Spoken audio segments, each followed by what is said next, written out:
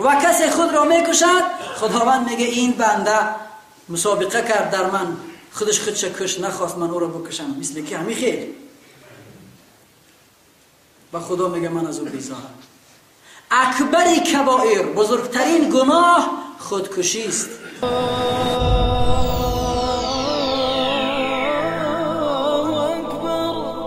آیا فقهای اسلام ائمه اربعه جامعه اهل سنت و الجماعه چی میفرماید؟ آیا جنازه بخوانیم یا نخوانیم؟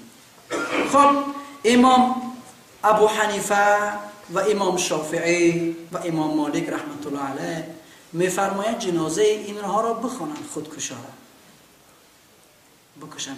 چرا که اینها بخوانند؟ چون که اینها از ملت بیرون نشدن، یعنی در دین هستن، کافر نشدن، خود را کشتن، جنازه بخوانند. این سه امام همین سخن را میفرماید. و امام احمد حنبل مذهب چهارم میفرماید امام نخواند، یعنی آدم‌های به آبرو نخوانند. آدم‌های مثلا خطیب جنازه را نخوانند. آدم‌هایی که به آبرو، علمای مشهور جنازه‌هایی که به همین طریقی که نام برده شد خودکشی کردن، نخوانند جنازه اینا را، به جنازه اینا را دفن کنند، مثل همین ناپاکا، مثل کافر مثلا. این که اصلا جنازه را نخوانند، این گفتیم عقیده سه امام است: امام ابو حنیفه، امام مالک و امام شافعی رحمت الله علیه. امام احمد حنبل چهارمین مذهب میفرماید بزرگان نخوانند، آدمای با آبرو شهرتمند جامعه نخوانند، و آدم‌هایی که مثلا در جامعه کمتر ارزش دارند اینو بخوانند، یا جنازه سادهش کنند، مردم هم میخوان بخوانند، دفنش کنند. امام احمد میگه چون به ارزشش در جامعه معلوم شود و دیگران عبرت پیدا کنند که ببین جنازه این شخص رو نخواندن. و امام ابو یوسف رحمت الله علیه و امام اوزاعی رحمت الله علیه و خلیفه رشید بزرگوار اسلام عمر ابن عبدالعزیز رحمت الله علیه و دیگر علمای اهل سنت میفرمایند شخص خودکش جنازه کرده نشود، جنازه‌ش نخوانند، به جنازه گم و گروش کنند. و دلیل امام احمد حنبل این است که شخص خود را کشت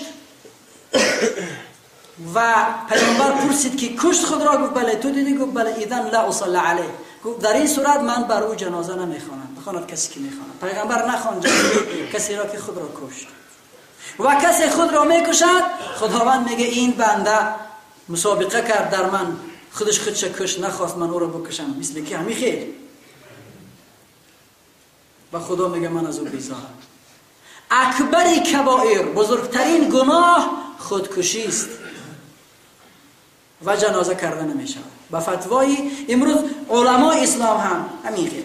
و کسی به هر طریق خود را بکشد در دوزخ به همان طریق عذاب کرده میشود.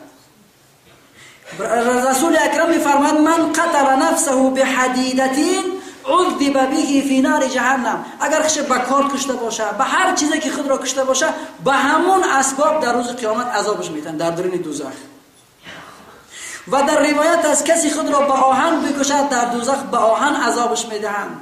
و کسی اگر زهر بخورد، بعضی زمان زهر میخورد خشون میکشن، کسی اگر زهر بخورد در روز قیامت در دوزخ با زهرهای تلخ او را عذاب میدن، دهنش را باز میکنن زهر داده و زهرها را از دهان میپرتاید، با طریق زهر دادن او را عذاب میدن.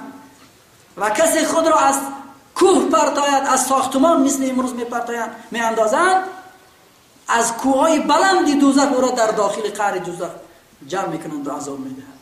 به هر طریق خودکش در دنیا خود را بکشد در دوزخ عذابش به همین طریقه است. خداوند جامعه ما را آگاه و بیدار بسازد که از خودکشی در امان باشد. و الله ذوالجلال جامعه ما را جامعه آگاه، جامعه بیدار، جامعه خداپرست، ایمانی به خداوند، اخلاق حمیده اسلامی و نصیحت‌های پیغمبر را برایمان عمل کردنشان را نصیب بگرداند. علمای ما را خدمت دین و گفتن اخلاق و پندهای رسول اکرم را نصیب بگرداند.